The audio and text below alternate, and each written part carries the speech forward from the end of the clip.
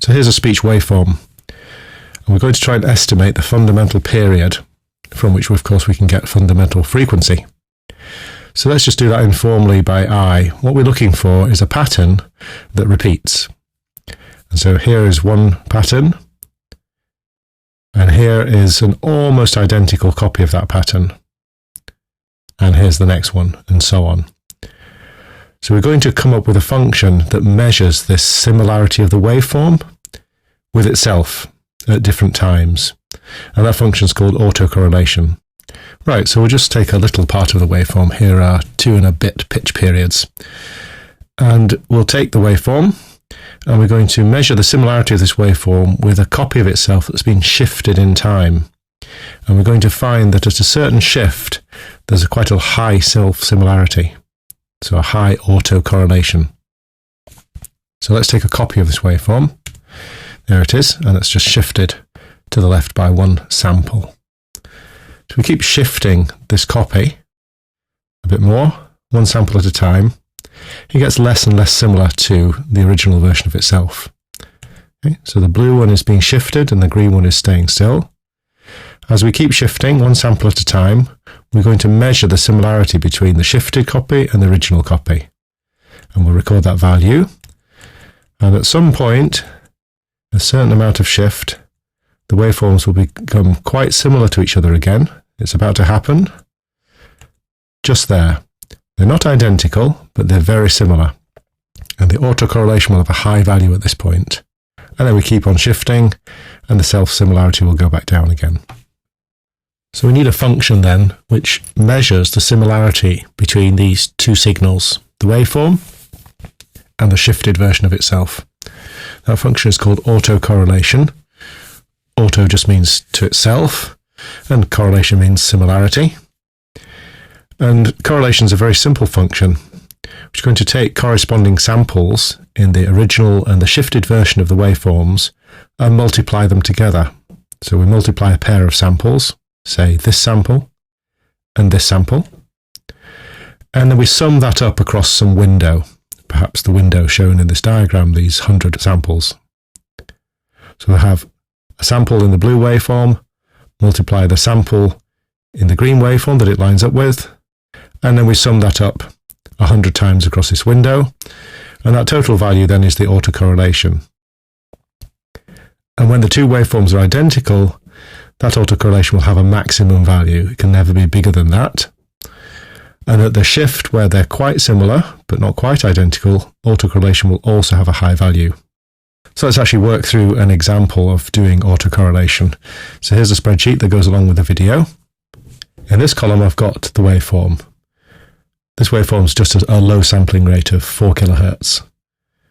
So there's the waveform, one sample at a time. And next to it, I've put a copy of the waveform. So it's the same thing. And first, we're going to look at the autocorrelation between the waveform and itself with no shift. That shift is sometimes called lag. So the lag is 0. So this value here of autocorrelation is equal to this value multiplied by this value plus this value multiplied by this value, and so on, all the way down across our window of, for example, 100 samples. We then shift one of the copies by one sample, so we have a lag of 1.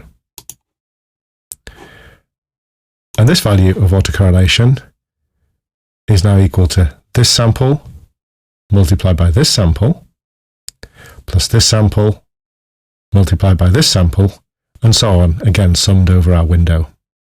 And we can see that the value is a bit smaller because the waveform isn't quite identical to itself anymore. And we just proceed on that basis.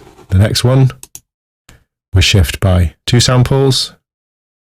The next one, we shift by 3, and so on. So for each of these lags, 0, 1, 2, we come up with a single value for autocorrelation, and then we can plot that value as a function of the lag. And we'll get a graph something like this. In this plot then, at a lag of 0, the autocorrelation has the highest possible value there. And then as we shift the waveforms apart, this autocorrelation very quickly goes down.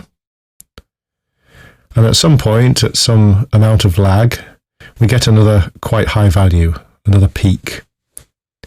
And here's the first such peak.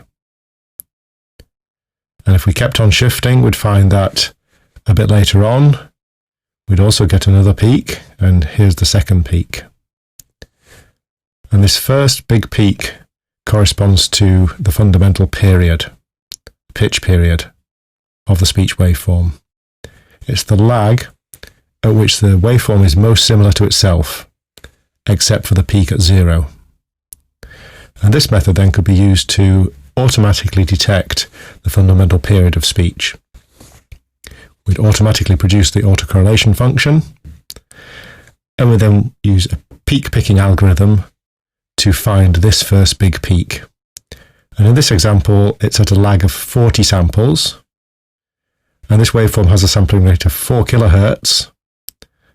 So that lag is equal to 1/100th of a second. So the fundamental period is 1/100th of a second, which means the fundamental frequency is 100 hertz. Let's just go back to this view and verify that. So there's the waveform, and we're going to take a copy and shift the copy one sample at a time.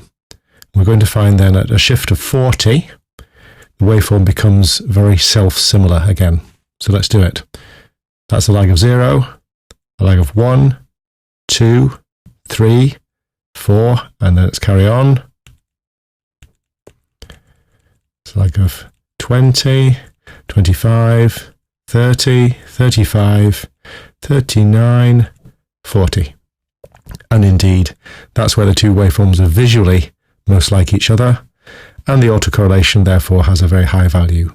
So that's it. We know how to now get the autocorrelation function. It's just a similarity between a waveform and a shifted copy of itself, and we'll plot the function against the lag, which is the amount of shift between the two copies of the waveform. And then to find the fundamental period, it's an apparently simple matter of picking this first big peak. Now in practice, that might or might not be easy. In this example here, it's pretty straightforward. But we could imagine that if the peak wasn't quite so prominent, we might accidentally pick one of the other peaks. And the most common peak that we might pick by mistake would be the second big peak. And that will give us a fundamental period of twice the true value. So the sort of errors we might expect from fundamental frequency estimation of speech are octave errors, being off by an octave because we picked the wrong peak in the autocorrelation function.